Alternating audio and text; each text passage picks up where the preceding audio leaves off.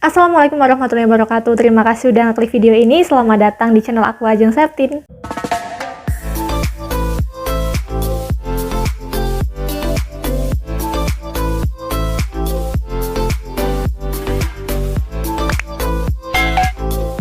Baik, pada video kali ini aku mau bacain komen-komen dari tweet SBMPTN First di Twitter dengan harapan dapat memberikan wawasan dan juga gambaran buat teman-teman yang mungkin pengen masuk ke UGM kan ya, yakni mengenai jangan masuk UGM kalau... Oke, langsung aja yuk kita bacain satu-satu. PTN, jangan masuk UGM kalau... Yang pertama, kalau mikir Jogja itu murah. Jogja itu ya cukup masih wajar lah ya, seperti pada daerah-daerah Jawa lainnya. Enggak yang masuk murah banget gitu, enggak. Tetapi ada beberapa oknum pedagang ya, itu yang sampai mematok harga-harga di luar nalar gitu. Nah, biasanya ini tuh bisa diantisipasi ya, yakni kalau misalkan kalian beli itu pakai bahasa Jawa sebisa mungkin. Tapi itu nggak semua kok, cuma beberapa oknum aja memang ada gitu. Berdasarkan beberapa testi dan juga menurut beberapa teman-temanku yang kuliah di sana, kota yang biaya hidupnya cukup murah itu di Solo. Ada balasan lagi. Real ya ampun, pengeluarannya sama kayak di kota Medan yang konon katanya kota besar. Tuh kan, sama kan, jadi kurang lebih sama. Jangan berpikir Jogja itu kayak markup murah-murah semuanya, enggak seperti itu ya. Masih relate dengan kota-kota besar lainnya. Lanjut. Adalah benar, sebulan ini aku udah menangisi pengeluaran dan yang paling bikin kaget tuh nggak ada angkot. Bukannya di Jogja itu ada Trans Jogja ya? Jogja transportasi umumnya cuma Trans Jogja. Ya, ini ada Trans Jogja ya. Tapi sangat terbatas. Pilihanmu kalau ke kampus cuma 3. Nyetir motor sendiri, atau naik Trans Jogja, atau jalan kaki dan nebeng temen.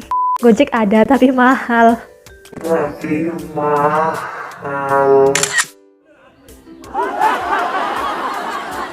Iya bener-bener Gojek ada tapi mahal. Kemana-mana naik Gojek apa nggak bangkrut?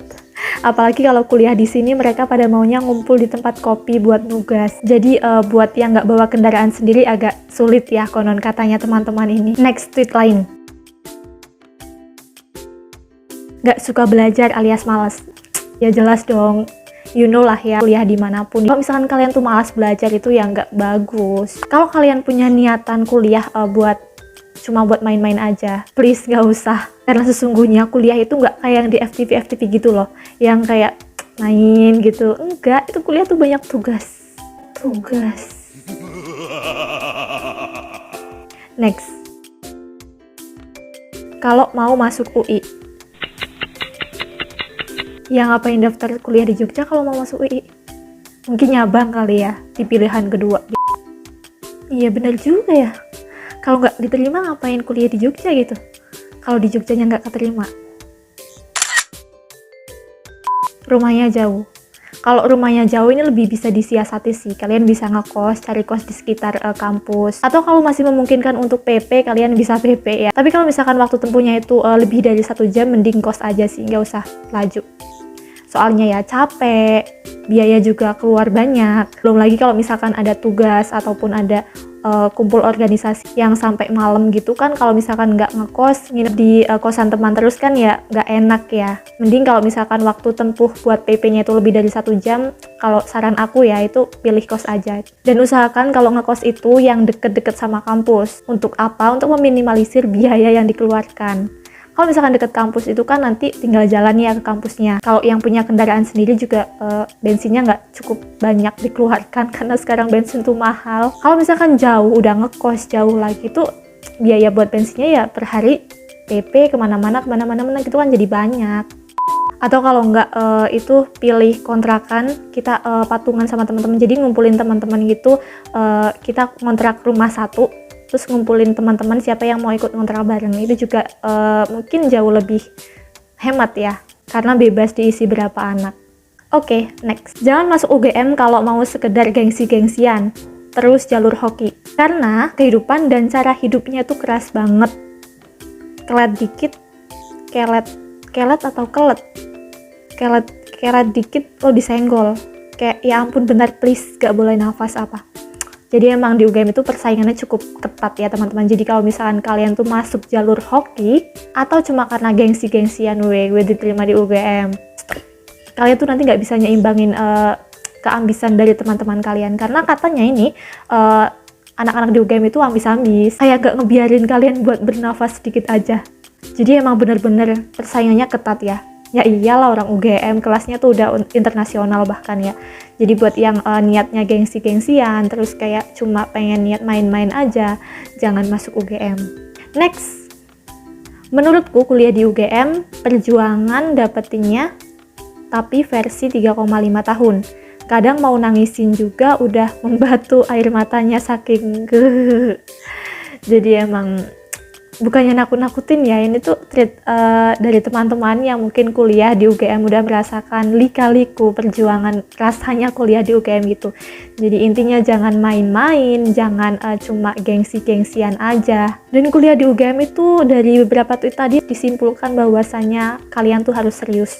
Next lagi, kalau cuma pengen sebatas namanya aja, realita tak seindah namanya. Maksudnya gimana tuh? Ada yang tanya. Temenku sejak PPSMB aja udah stres. Ternyata banyak tugasnya ya, karena ya nggak cuma di UGM aja sih, di universitas-universitas lain, di PTN lain juga kurang lebih seperti itu. Kuliah itu nggak seindah di FTV yang cuma main di kelas, terus main lagi, nggak kayak gitu. Tapi tugasnya itu banyak, apalagi kalau misalkan kalian udah masuk ke semester 5.